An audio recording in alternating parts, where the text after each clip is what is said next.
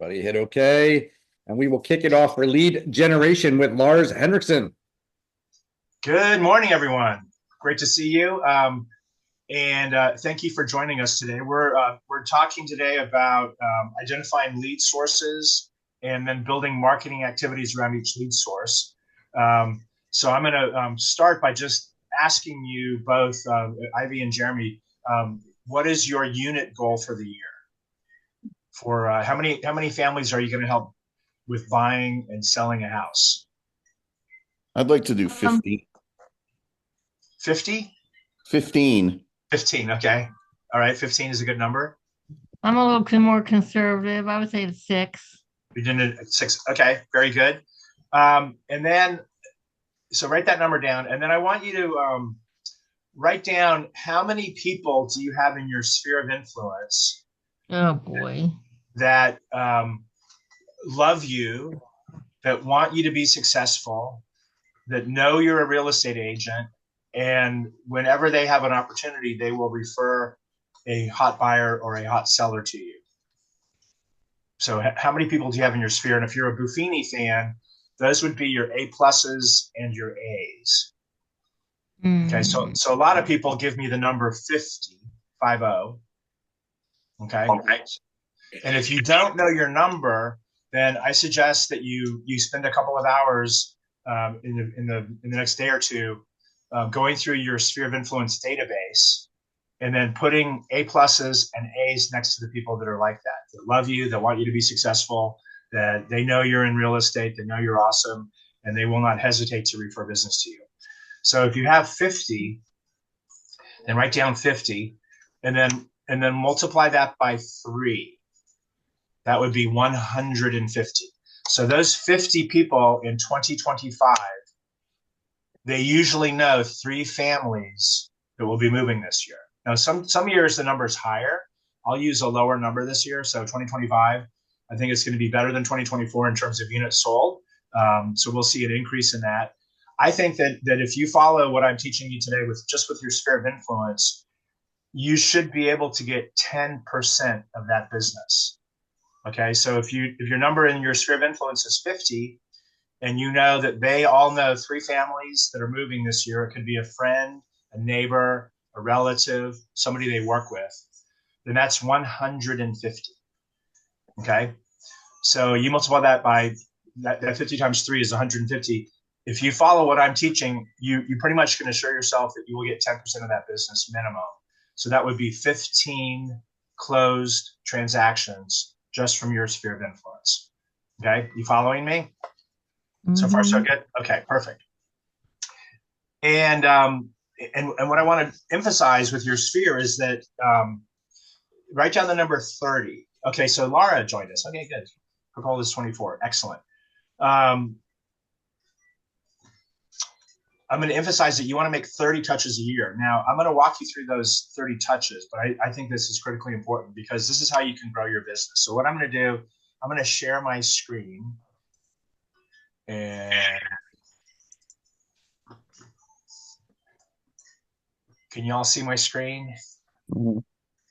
You got that? Okay, perfect. So here we go.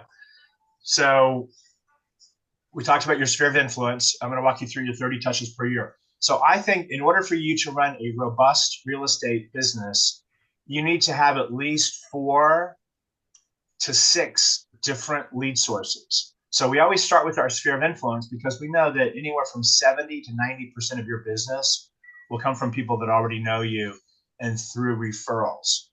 Okay. And the key is that you've got to stay top of mind. You have to, their reticular activator has to be triggered whenever they hear about real estate. When they think of Jeremy, they think of, oh, I know my neighbor's thinking about selling. I better call Jeremy and let him know. That's staying top of mind. And that's why these touches are so important. I'm going to talk today about marketing activities with your sphere of influence. That's my favorite because you know what? If you don't like people, you probably shouldn't be in real estate. And this is the kind of business that, you can question whether or not you like people sometimes, but I tell you what, you need to love people. And I'm going to give you some activities that are really easy to do with your sphere. I'm also going to give you marketing activities around social media through geo farming, And then we're going to talk about video activities that you can do. If you have a niche market, we'll talk about those. I'll give you some ideas about doing activities around open houses that a lot of agents, for some reason, fail to do. And then I'm going to talk about one of my favorite topics, which is warm or infinite lead sources. Okay. So when you build your calendar, and just think of it if you're taking a series of classes, I start with business planning, which we talked about a minute ago. And then this is really the next step is once you have your numbers in mind, where your unit goal is, and you've identified your sphere of influence, now you can identify your lead sources and start building marketing activities around each lead source. And I know a lot of agents will take out, they'll go down to Office Depot and buy one of the desktop calendars in January, and they will build their entire marketing calendar in that 12-month calendar. And what's nice about that is that as you get busy during the spring, you still want to market your business. And that's where a lot of agents fall short.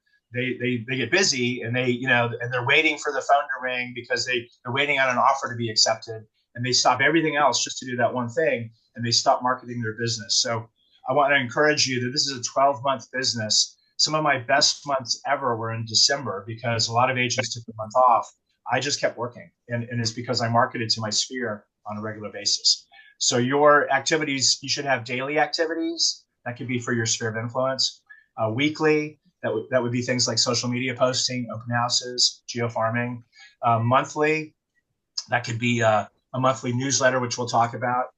Quarterly, I'm going to talk a lot about with your sphere of influence, staying in touch with your sphere of influence. So quarterly calls to your sphere. Semi-annual, and also quarterly, a great one, which we'll talk about, are pop-bys, which I'll talk about. And then semi-annually, you could have client appreciation parties. You could have agent appreciation parties where you have agents that you've done business with host parties for them as well. And then these 5 numbers, if you can see contacts, leads, appointments, contracts, and closings, these are the numbers that drive your business. And the only number that you have any control over are contacts. So when I was an agent, my goal was to make 15 contacts a day, 5 days a week. So that would be 75 contacts a week. And I always started with my sphere of influence. My goal was to talk to 5 people in my database every single day. So I'll talk a little bit about that. And then if you track your numbers, you'll know how many contacts it takes to generate a lead. Okay. For somebody who is high impact, who doesn't take no for an answer, I'm thinking in our market, somebody like a Carolyn Young. She does a ton of business. She calls expired and canceled listings. And she doesn't take no for an answer. Her contact to lead is probably 10 to 1.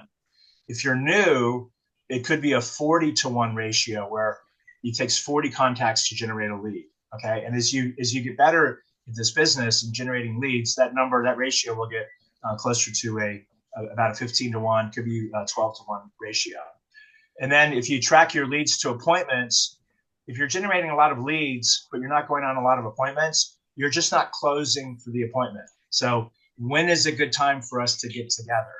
I'm available Tuesday or Wednesday. So you have to learn closing techniques.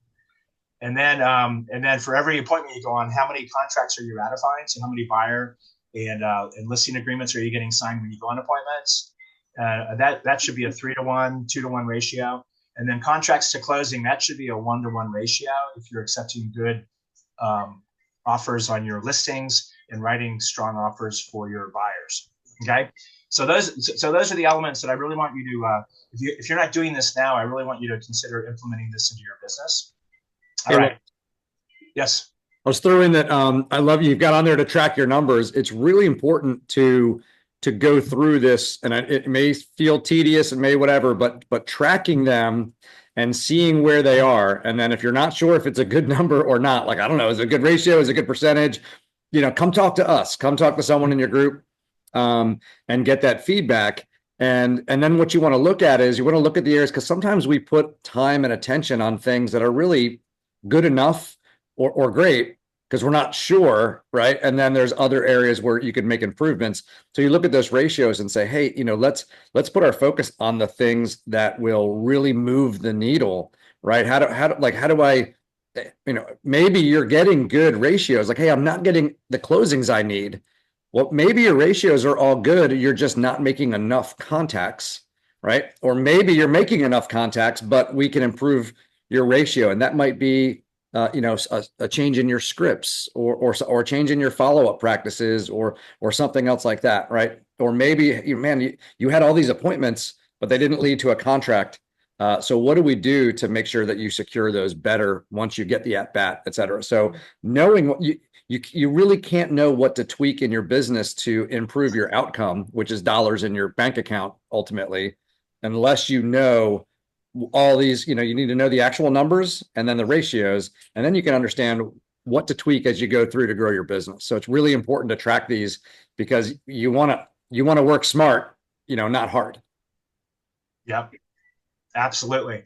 And that really is one of the hardest muscles to develop, is the consistency of tracking your numbers.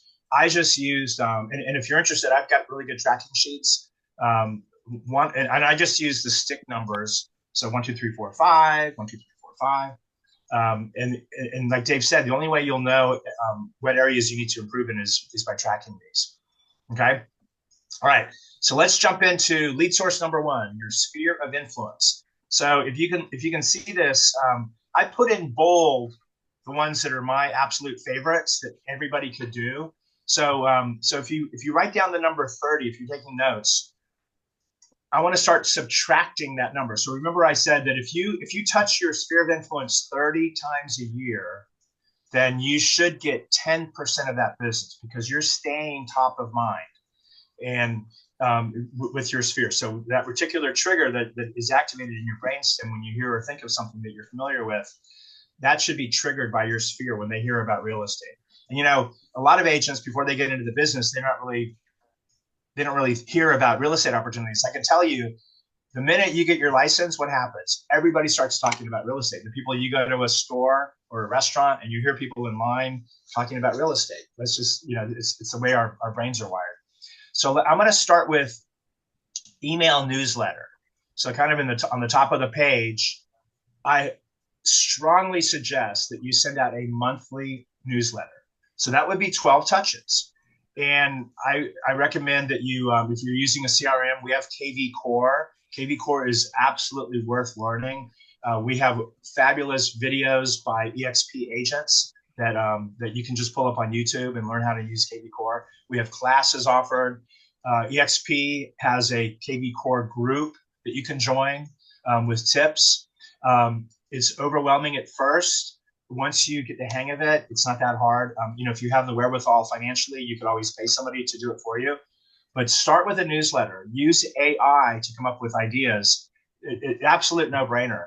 And I also encourage you to add in, if you're using a generic template, add content that has things to do with local activities. So I know Jeremy well enough to know where he lives and what he loves. He loves music. He lives in the Annapolis area. So if Jamie was in my sphere of influence, I'm sorry, they call you Jamie. I always do that, Jeremy. So if Jeremy's in my sphere, in my database, I'm sending out a newsletter and I'm in Annapolis, I'm going to add all of the local sites that have live music because he and I share that. We have that in common. We both love live music. I would put in, Rams Head Live music calendar. Okay, I would put that in my newsletter. And guess what, folks? If you send it through KV Core, you can track open rates. You can track when they've linked or when they've clicked on a link. So I could actually send that newsletter out and I could see in my database who's opened the newsletter, who's clicked on the links. So one way that I love doing this is if I send out that newsletter and then a couple of days later, I called the 10 people in my database that I knew loved live music and lived in that area, I'd call Jeremy up and I'd say, hey, Jeremy, it's Lars. Been thinking about you. When I sent out my newsletter this month, I was thinking of you because I know how much you love going to live shows at Rams Head Live. What shows did you see and when do you want to go? Okay. So guess what? I just made 2 touches So now with Jeremy, I know that if I see him at Rams Head Live, guess what, folks? That's another touch. That's how simple this business can be. It's all about building those relationships and maintaining them. So right away, if I'm tracking Jeremy's 30 touches, I can subtract 12 right away. Now I'm down to 18 more touches. If I call him, which I'll get to in a minute, that number goes down. So let's start at the top. I skipped a couple of these. I don't want to dwell on every one of them, but I do want to talk about an annual CMA delivery. You should absolutely be sending out on the anniversary of a closing. You should be sending your database, even if, we've all had transactions went really well, and the buyers are in their house. They're very happy, and their market is appreciating. And they get that, oh, good news, your property value just went up another 15% this year. Well, that's kind of a no-brainer. I like to think that you should send it to everyone. So you're going to have transactions where the buyer was a little more challenging. Guess what, folks? Go ahead and send them that as well. Okay. I made the big mistake sometimes of judging people and then finding out that, they turned out to be tough clients, but great referral sources because I stayed in touch with them. So don't hesitate to do that. And, it gets a little tricky in markets where the property values are declining. That would be a business decision that you'd have to make, but you should absolutely be sending them congratulations on your anniversary. I prepared a market analysis for your neighborhood and for your home. And guess what? It looks like values went up another 15%. Who do you know in the neighborhood that might be moving this spring? Okay. That's a touch. That could be a phone call. That's 2 more touches. I love client appreciation events. I go to a lot, or went to a lot as a managing broker with my agents. And what they do is the agents will host this at a winery, at a movie theater, at a yogurt shop. Get your favorite lender and title partner to sponsor it with you. Okay. And that would be 3 touches right there. That could be, a save the date call. It could be you're going to send the invite out. And then it could be when you see them in person. And if the people that couldn't make it, call them after the event and say, hey, Kristen, I'm so sorry you couldn't make it.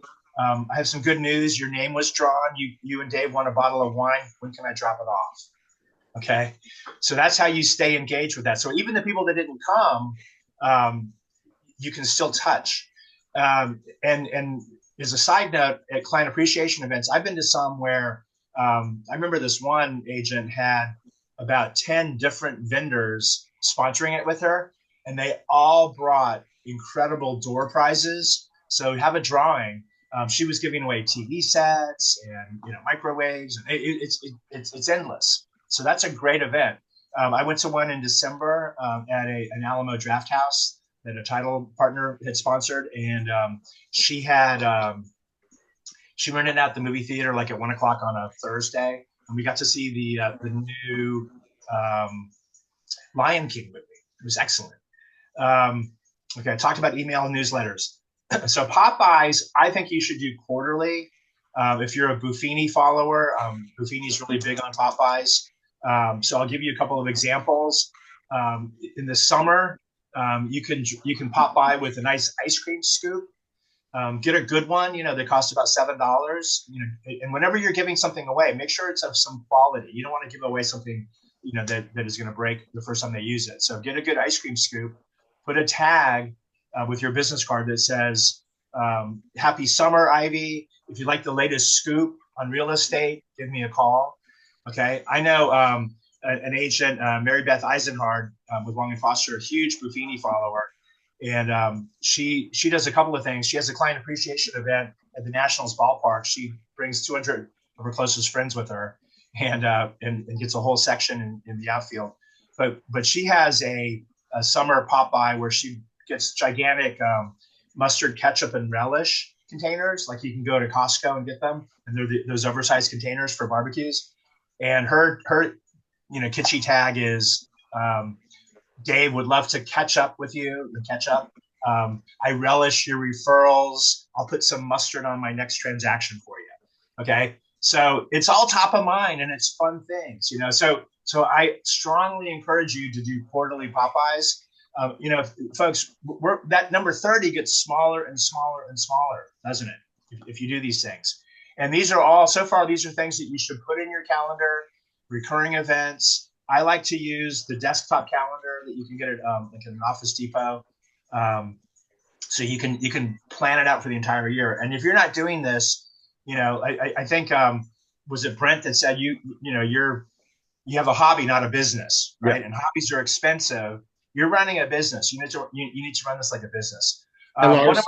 Yes, sir. If you don't mind, I'll throw out one more thing just on this on this subject. I mean, these are awesome. And guys, I just encourage you to lump them together as much as you can, and then get as much out of each one of these as you can. If you're going through and doing Popeyes, do some video. There's some stuff on social and everything else like that. Do some videos of you walking around and explaining what you're doing. Get pictures. If there's one of your clients that you pop by and do whatever, like, oh my gosh, hey, can I get a picture of us? Would it be okay? And a picture of like, oh, visiting one of my favorite clients, so-and-so here, doing that kind of stuff. All of those things, make sure when you do them, get 5 things out of each one thing, right? Don't make it one thing and go, okay, check, I did that thing. Think in terms of how can you drag each one of these out to get multiple touches? And if something goes out, then it's a follow-up to say, hey, did you get this? Or, whatever. Or, hey, I saw you, when I dropped this off, you mentioned this. And so I wanted to do this, right? You're always looking for, how do I get more out of this to have another reason to communicate or share, even if it's just on social with everyone and everyone sees all the cool stuff? Because someone else might go, hey, I didn't get any of the ketchup, whatever. And you're like, hey, I'll swing by and give it to you, right? So all of that, make sure that you don't do it in a vacuum. Do it out loud, do it publicly, and pull as many things out of each touch as you can. Love that. Yeah. That's it's multimedia. I like to invest in my business. So American Lifestyle Magazine is something that I think is a quality publication. It comes out usually 6 or 7 times a year.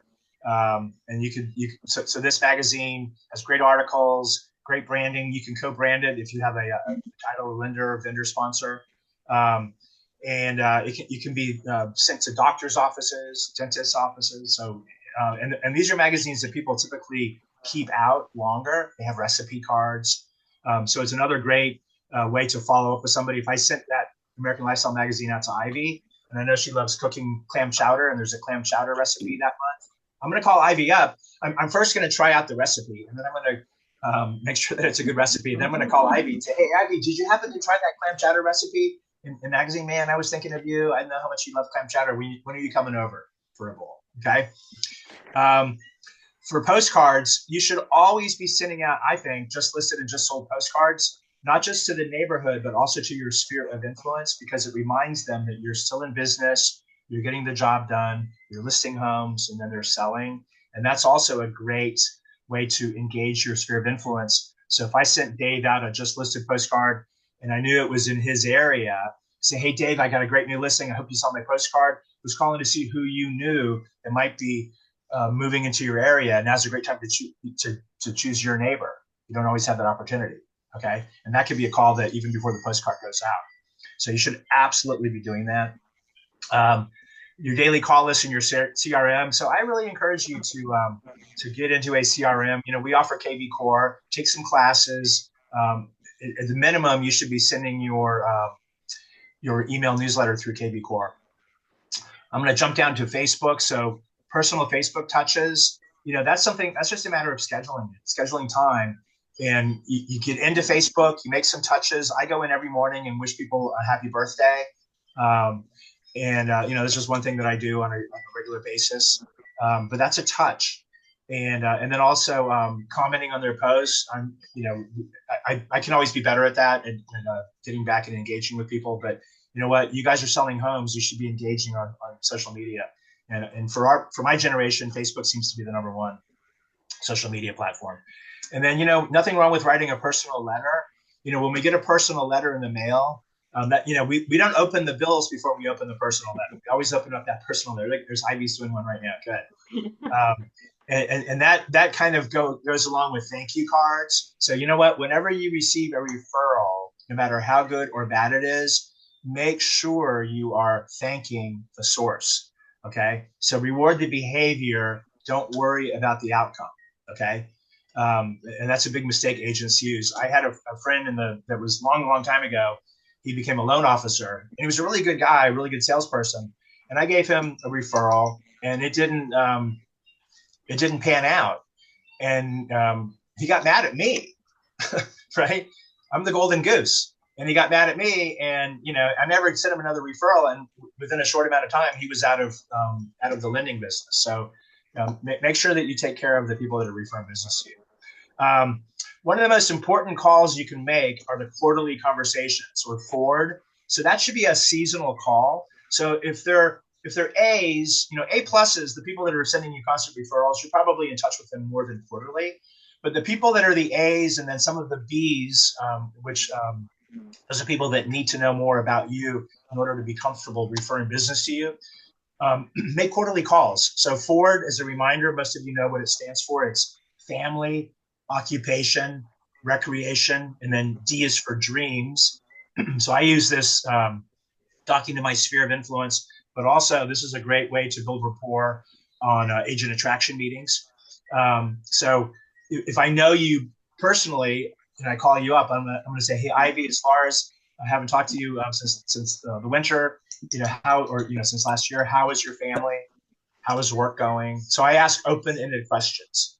Okay, and what happens is, if I call up, let's say I call up Brian, and I know Brian and his wife. I'm just using a fictitious name. Brian and his wife. They've got 2 kids, and they just found out that they're expecting twins. Okay, and they're in a 2-bedroom condo.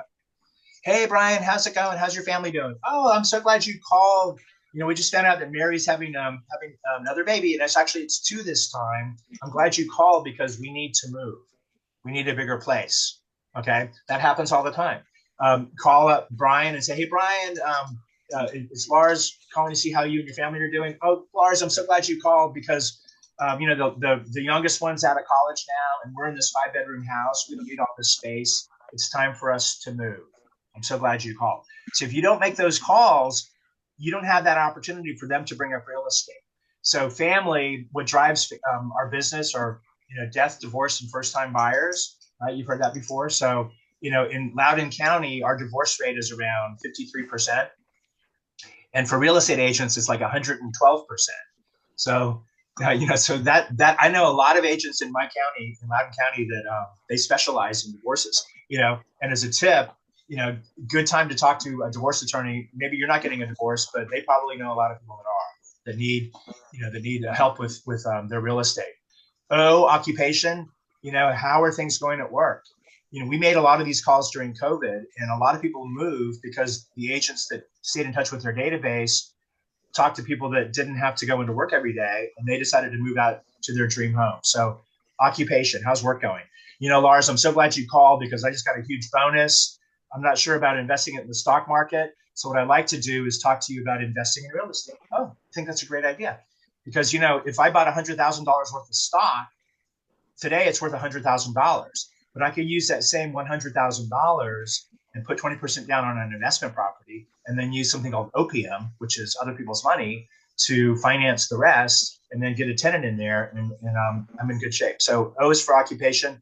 R, recreation. Hey, Jeremy, it's Lars. I'm just checking to see how you're doing. By the way, when are you going back to the islands this year? Recreation. What are you doing for fun? Or you call up Brian and say, hey, Brian, it's Lars.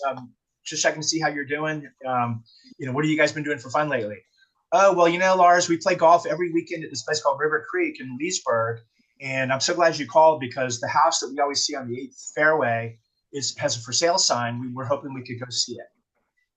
Okay. So, and then D is dream. So where do you see yourself in 5 years?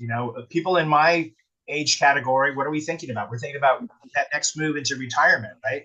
I mean, I've got another probably 10 years, but it's certainly on my mind. So FORD, quarterly calls, very important to make.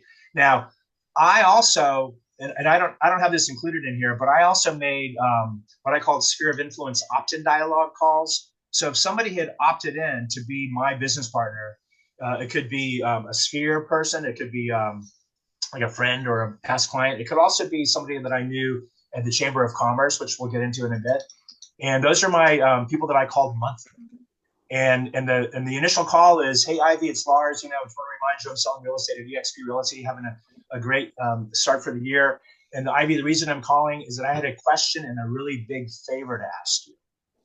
Okay, now remember, this is a different call than the Ford call. So the question is, instead of Ivy says, oh yeah, absolutely. No, thank you. So the question is, whenever you or somebody that you know needs help with real estate, who comes to mind? Well, it's you, silly. Oh, okay, just making sure. Thank you so much. Well, my favor is, Ivy, if you came across somebody this year that needed help with real estate, it could be they're buying, selling, could be a neighbor, friend, relative, somebody you work with. Ivy, would you be comfortable and would you be confident referring those folks to me? Okay, now that's the big question, right? That all of you should be asking your sphere, especially your closest people. And she's probably going to say absolutely, right? Because I already knew that she would say that. Great, it could be friend, neighbor, relative, somebody you work with. I really appreciate that. Would it be okay with you if I checked in with you once in a while during the year just to see if you come across anybody like that? Again, she's probably going to say absolutely. That's what my sphere did. Don't be afraid. They're probably going to say yes. And great. So I'll call you, let's say towards the end of next month. Absolutely. Call me anytime. Wonderful. I'll plan to do that. Thank you so much. And then the next call, I'm going to schedule on the 19th of March. Okay. And I did that. I called 5 people 20 days a month. That's 100 contacts every single month. Okay. And then thank you cards. I mentioned that whenever you receive a referral. And then, Dave touched on this, the virtual pop-by, where you do a video and you say, hey, I'm going to be sending you something in your email. You're not actually going by, but you're sending them a gift certificate to a nice restaurant. Okay. And then volunteering, find some groups that you can volunteer in that you, something you're passionate about. Find friends that are volunteering, join their groups. Do not bring up real estate. It's kind of like when you go to church. Don't bring up real estate at church. Okay, let them bring it up. They will. The way you can get people to get them to ask you about real estate is ask them about their jobs. Okay, and then the right people will ask you about real estate. Okay, any questions about your SOI? Good. All right, let's move on to social media. So you guys are all on social media. So here's some activities that you can do. Mentioned some of these already. Social media comments, social engagement posts. I think you should be posting a mix of personal information, about your family, about your travels, about shows you've gone to, things that are going on in your community, but also mix up business with it. And a lot of agents have a separate Facebook business page, and I think that's great to do as well. That you can keep just strictly business, but I think you should absolutely have a mix. So let's talk about some of these things you can do for social media. One are market stats. So choose a neighborhood, a town, a county where you want to be perceived as the local expert. You guys should all be doing this. We have access to so much data, and what you want to do is, and I'll talk a little bit about when we get into the video section. You should be doing market updates for for Annapolis or for your county or even for the region. You should be posting a professional video for all of your listings. You should be promoting your property website for every one of your listings. Share your new listings and status changes on social media. I see a lot of that. And then a top 10 list. You can do surveys on social media. Like what are the top 5 things that a buyer should know? Your top homes that you've toured, and then what's my home worth ad. We have that on our websites through KB Core. We have links to property valuation. So let me stay here for a minute and talk about how you should be using social media and video. 6 or 7 years ago, I went to a Tom Ferry event, and I came back so wired that I pulled 10 of my agents that I knew that would do this. I said, you need to be doing videos. You're not doing any videos right now. And one of them I thought would be just fabulous at doing videos. And she would, at the time she was selling about maybe 7 or 8 million in volume, and good agent, good production. But I knew she could step up her game. And I said, why don't you start doing videos every time a new business opens in your area? In this case, it was in Ashburn. You should be there that day and do a video welcoming that new business to the community. And she said, okay. She told me, I didn't know this. She said, I actually took journalism at Northwestern. So, hey, perfect. She'd never done a video, and I knew she could do it. And, most adults that I talk to, they're like, oh, I don't want to do video. I look horrible. I sound horrible. Well, guess what? Get over it. I'll make it easy for you. If you have an intro, that could be you, and an outro, then the middle part, the content is all about the other person, all about that business. Okay. So the way you set it up is ring, ring. Hey, Jeremy, Lars Henriksen, eXp Realty. Congratulations on your new restaurant. I would love to come by next Thursday around 11:15, 11:30 before you get busy, and do a quick video and an interview so I can promote your restaurant on my social media channels. Would you be available then? Okay. Well, 99% of business owners, what are they going to say? Oh my gosh, thank you. Absolutely. Red carpet. Okay. So you go, you do the video. I'm here with Jeremy Robinson, who just opened Jeremy's Barbecue in Lansdowne. So Jeremy, tell me, what gave you this idea of opening a barbecue restaurant right here in Lansdowne? Or what makes your barbecue special? Open-ended questions. Doesn't have to be a long video. Have a video of you eating the barbecue, video of the outside. And then, hey, Jeremy, thank you so much. And if you mention this video, Jeremy's going to give you a free order of hush puppies with your next meal. Okay. Simple enough. How many of you think you can do that? All right. And then you post the video. Okay. Now this lady, listen to this. She went from, below $10 million producer. Do you know last year she did $41 million in volume? Okay. 41 billion, which means she's paying $61,000 a year on that 6% franchise fee. So we need to talk to her. Okay. So, that's what she's paying. But anyway, her business took off. Yeah, and how are her expenses on that?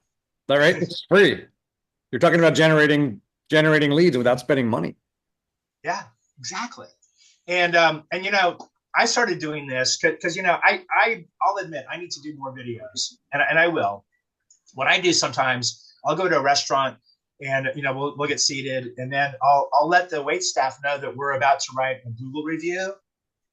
Hey, Dave, I'm going to write a Google review. You're the waiter. Would you help write it with me? Okay. Well, you know what? You talk about wanting, getting good service. They're going to roll out the red carpet for you. Same thing if you offer to help somebody with their business. I'm all about win, win, win. If you can help a new business, it doesn't have to be a restaurant. It could be any business. So just keep tabs on your local papers. They always announce, new restaurant opening. So this is an absolute no-brainer. Okay. I'm going to jump into the next one. Any questions about social media? You guys good? Mm-hmm. All right. And video activity. So I talked about this already. So local content video, new businesses, favorite places. I'm working on a couple. If you know me well, I've been talking about this for a long time, but I've got a couple of video channels that I'm working on. One of them I have a lot built out already, and I can take that video and it's really highlighting the area. And I can take that video, put it in a YouTube channel, okay, and then take that URL address for the YouTube channel, go into KV Core. I can build a landing page within KV Core to support that video, and then I can post that video, that landing page, on Facebook, LinkedIn, Twitter, and Pinterest. Okay, and it could say, check out the latest video of the farmers market at One Loudon. Click here for the video. That's the Facebook post. If you have it set up in KV Core, when the user clicks on the Facebook post to watch the video, it takes them out of Facebook into your CRM. It doesn't get any better than that, folks. And what you can do is then say, if you'd like to see homes for sale near the farmers market at One Loudon, click on this link for a list of homes for sale. And then we have an IDX feed through KV Core that is a feed to the MLS that allows you to set up a back end squeeze page for those listings. Okay, so should be an absolute no brainer. So personal video messages. You know, the week I started, I don't know who set Gene Frederick up for this, but I started at EXP about a year ago, and my sponsor texted me. She said, "Hey, did you see Gene's video?" And I said, "Which one?" And she said, "I was out visiting my mom in California, and he sent me a video saying, welcoming me to EXP." And I tell you what, talk about buttoning up the sale. I was so, I was so happy to get that video. So don't neglect using video texts because they're a lot more personal than just a regular text. Okay. We talked about professional listing videos for every listing. Absolutely do that. And then I think you should have a YouTube channel that has, I think you can have up to maybe 5 or 6 different sub channels within that channel. So I recommend having a real estate market update sub channel, a channel for out and about in the area, selling the lifestyle of your community. You could have an Ask the Expert channel where you have interviews with lenders, with title people, with home inspectors. The list is endless. Okay. All right. Geofarming. So I think that you should have a farm, and so it could be your neighborhood where you live in. It could be a neighborhood near you that has a good price point that you've noticed has a lot of turnover. I'm going to talk in a little bit about doing 5-5-10 or circle prospecting, but that's an absolute no-brainer. When you have a listing, you should be calling around that listing, and I'll talk about that in a minute. The turnover should be at least 5%. So a good neighborhood to target would be one where the turnover is at least 5%, maybe even 10%, where homes are selling. If it's 0%, like, we have an agent in our group that lives in Lake Barcroft in Falls Church, and hardly anybody ever sells. So, they usually bring them out toes first. So, that may not be the best one to market, to invest in. But really, the way I looked at it, any neighborhood that I had a listing, that was my farm. Okay. And that was just because I knew that I was relevant when my sign was in the yard. And so what you can do is, so if you have a neighborhood where there's a good turnover, let's say you live in it, you should be that neighborhood expert. You should be, create a Facebook group for that neighborhood. And you could be the administrator. Make it about the neighborhood. I would not directly bring up real estate if you do that. We'll talk in a minute about open houses, about doing mega open houses, because I think agents, when they do open houses, they do it, kind of backwards. And then door knocking. One of Mike Ferry's #1 agents that he coached out in Boulder, Colorado, her name was Karen Bernardi. And Karen and her team, back when I met her, she was selling about 300 homes a year. And every morning, Monday through Thursday, she would spend a couple of hours door knocking. Okay. And she would just choose a neighborhood and she would knock, knock, knock. And the neighbor would, or the person would open the door and she'd introduce herself. Karen Bernardi and Associates. What's your name? Oh, Jeremy. Jeremy, nice to meet you. I'm just out meeting the neighbors today. How much do you love living in Boulder? How much do you love living in Annapolis? Where did you move from? What brought you to Annapolis? Oh, we moved here because of the boats. Oh, wonderful. I'm just curious, if you were ever to move, where would you move to next? Well, I'm so glad you asked that, because we're thinking about moving down to the Keys. Oh, really? The Keys? Why the Keys? Well, we love boating so much. Wonderful. Well, when are you thinking about making a move? Well, now that you mention it, probably the sooner the better. We can't stand these cold winters any longer. I'm so glad you came by. So you just never know, right? So just meeting the neighbors, and I guarantee you, this happens to all of us. How do you feel when you look across the street one morning and your neighbor's home is for sale and it's somebody else's sign in the yard? Okay. It's like a punch to the guts. Okay. Let's move on. We got about 10 more minutes. I'm talking about niche marketing. So all kinds of niche marketing, Facebook groups, neighborhood groups. One of my favorite down at the bottom was the Chamber of Commerce. So I joined a long time ago when I was an agent. I joined the Herndon Dulles Chamber of Commerce. And right away, I asked the person running it, I said, how do I make the most of my membership? I'm a real estate agent. She said, join the membership committee and become an ambassador. But what do I have to do? Well, you've got to come to a meeting once a month where we give out new member leads, okay? New businesses that have just joined. I like that. And we have a luncheon every month for new members, and we want you to come to that. Okay, I like lunches, and we also have a monthly mixer. Oh, well, sign me up. Okay, so right away I got involved at the chamber, and I got leads almost every time I would go to an event. So so B&I groups grew out of that idea. So lead share groups. So there are really good business groups or networking groups that meet. There is money involved. You have to pay to join. Some are really, really good, and some aren't so good.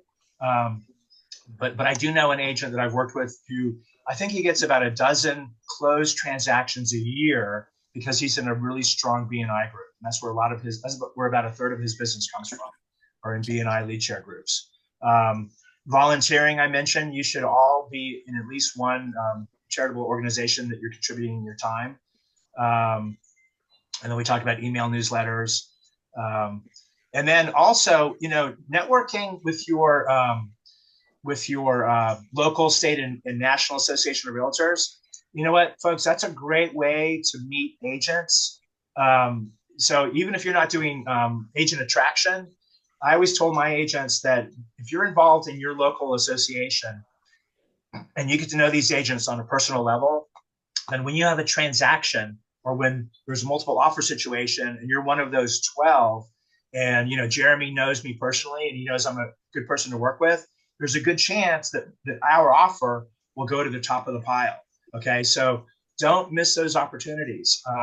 It's such a great way to meet other agents. And so you should be, don't poo-poo that. It's really important. It really helped me with my career. I was really involved with my local association.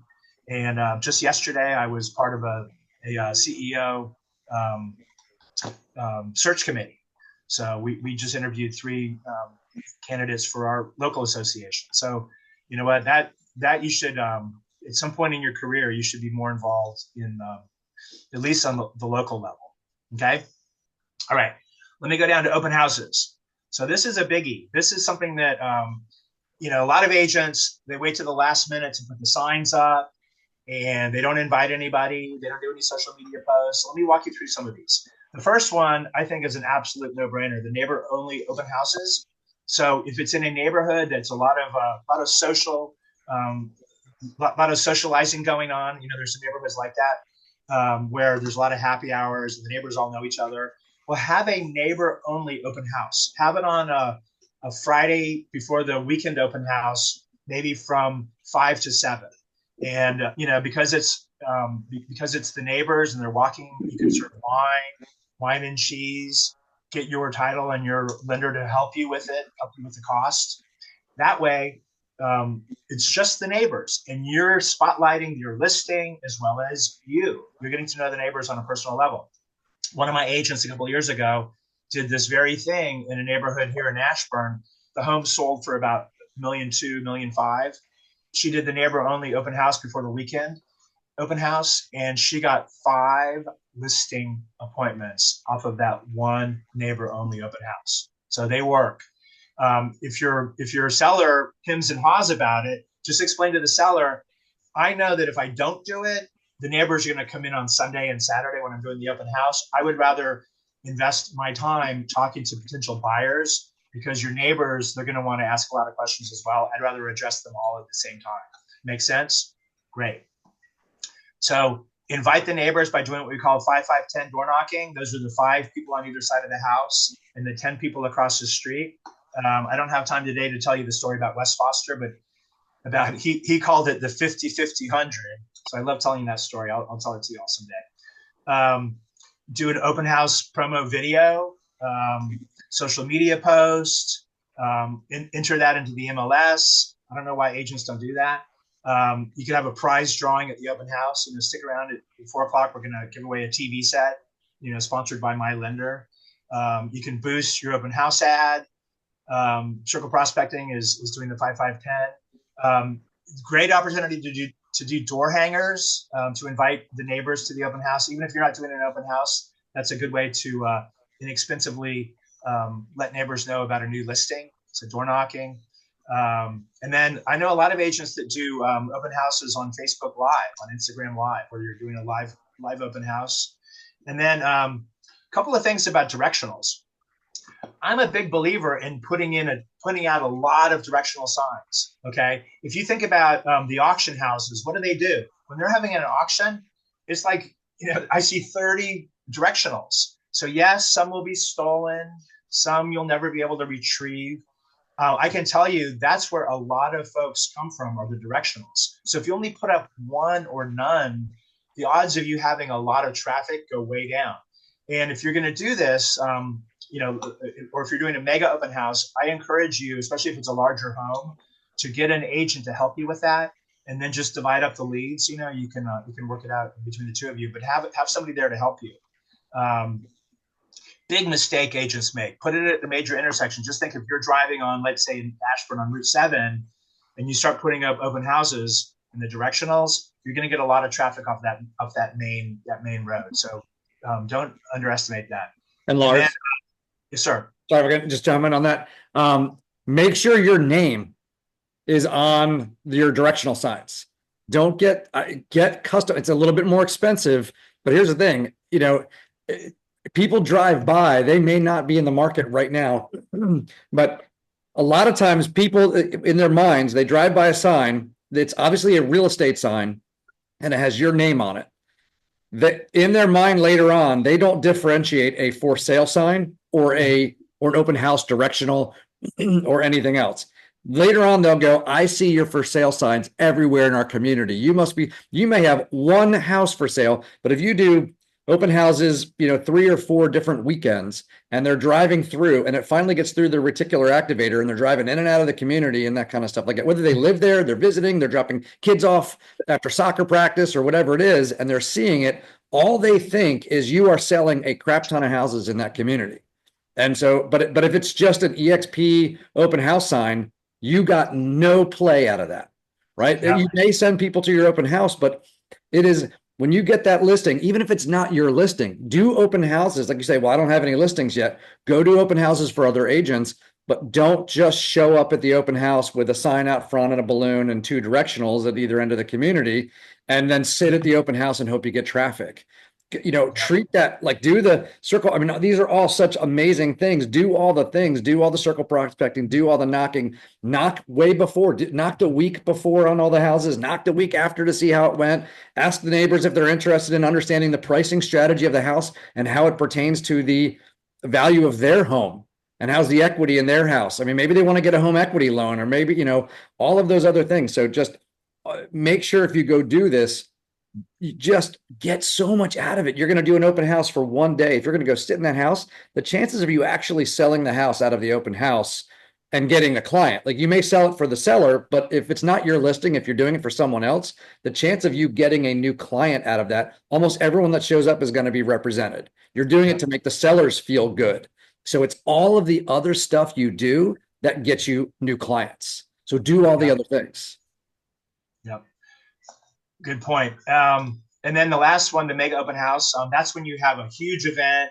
You get a food truck. I mean, it's a big event. It's a party. Maybe a band is out on the cul-de-sac playing. Make it an event. Okay, and then thank you cards for the people that came. There's some other things, and we'd be happy to teach you a class on open houses. Okay, the last thing I want to talk about, and each one of these is a class unto itself, just about. I mentioned 5-5-10 door knocking. So whenever I had a listing in a neighborhood with single-family homes on quarter-acre lots or townhomes, I always contacted the neighbors, and I would start with the people that were closest to the house, and then I would branch out to all of the neighbors that that would see my sign for sale. And I'll never forget this, folks. It's a true story. I was an agent at Century 21 years and years ago, back in the last century, and I got a relo lead. And what do agents at Century 21 or companies like that? The agents complain about how much they have to pay in referral fees. It's a big chunk. So I didn't invest all that energy or waste that energy on complaining about the lead. I took that lead and ran with it. I had a USAA lead in a neighborhood that was just starting to turn over. They were homes that were about 5 to 7 years old. I got a listing. And because I used the 5-5-10 approach, where I contacted all the neighbors when it was just listed, I got 7 more listings of my own off of that one reload lead. And I won't teach the class today, but basically it's just want to let you know about a brand new listing on your street. It's 2218 Adams Way. We're listing it for $800,000. It's 5 bedrooms, 2.5 baths, a beautiful walkout basement. And then I would say, if it was on the phone, I would say, who do you know that might be interested in seeing it? Okay. And if you get the angry neighbor, whether you're door knocking or calling, if they said, why are you bothering me? Well, let me ask you a question. If you were to sell your house, is this a service that you would expect your agent to provide for you? Okay. And they're probably going to say, oh yeah, good point. Okay. So 5-5-10 door knocking, calling, circle prospecting, contacting and following up with older leads. When I was an agent, I kept a notebook next to my phone, and I would write down every message I got.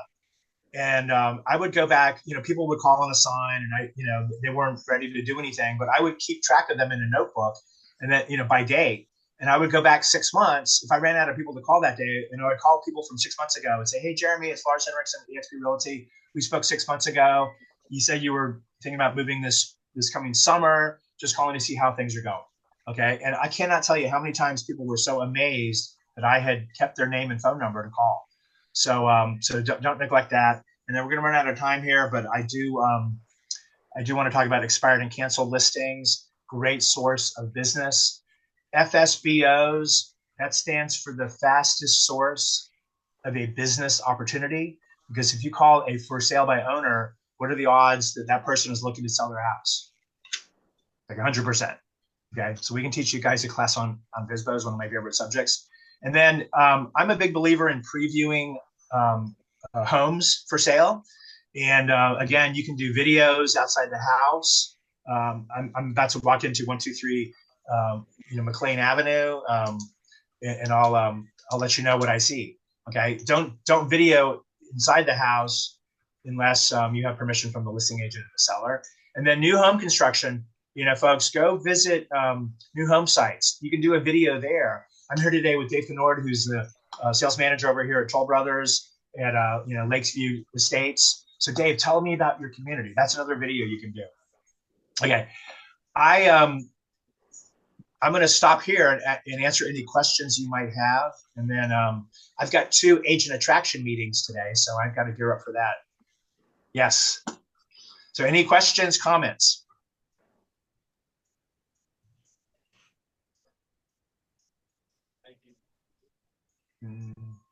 Lars, sorry, I shut my camera off instead of unmuting myself.